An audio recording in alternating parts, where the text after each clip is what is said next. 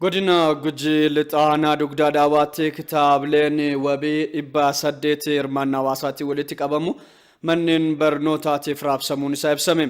Abaabumaa immoo gabaasa waajjira dhimmoota kominikeeshinii mootummaa godina Guji lixaa qindeessiteetti.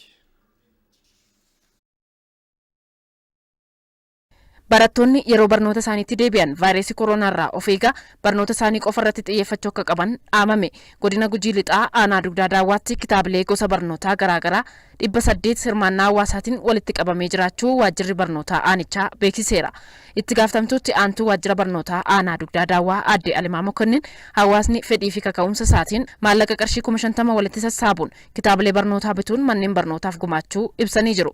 Wayita barnoonni eegaluttis barattoonni vaayirasii kooronaatiif akka hin saaxilamneef walirraa fagaachun barnoota isaanii akka hordofaniif dareewwan barnootaa dabalataa 118 aanichatti ijaaramuu himanii jiru. Sababa kooronaati bara 2012 keessatti manneen barnootaa dhaabbatanii turanii amma immoo manneen barnootaa galmeen isaanii jalqabame manneen barnootaa hunda keessatti dareen dabalataa naannoo daree dabalataa 118 kan ta'u ijaaramee bifa of eeggannoo qabu maatiinis deeggarsa gootee isaanis ammoo gama kennaan barattooti keenya of eeggannoo cimaa godhanii barnoota isaanii akkaataa isaa hordofuu danda'an dhagamanumaan dhaansa. Bulchaan aanaa dugdaa daawwaa obbo Dhugoo Waldii gama isaaniitiin jalqabbii manneen barnootaatti weerarri vaayirasii kooroonaa akka hin babal'anne ittisuuf qaama dhimmi ilaallatu wajjin qindoominaan hojjechaa jiraachuu himaniiru.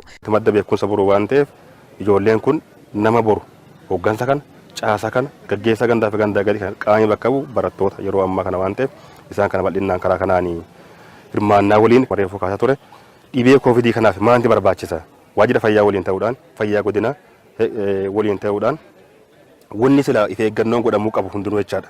Wanni if eeggannoo godhamuu qabu karaa sila dhibee koovidii ifirraan ittifamuu qabu if eeggannoo godhamuu qabu hundinuu godhamuu qaba. Gabaasni kan waajjira dhimmoota kominikeeshinii mootummaa godina Gujii lixaati.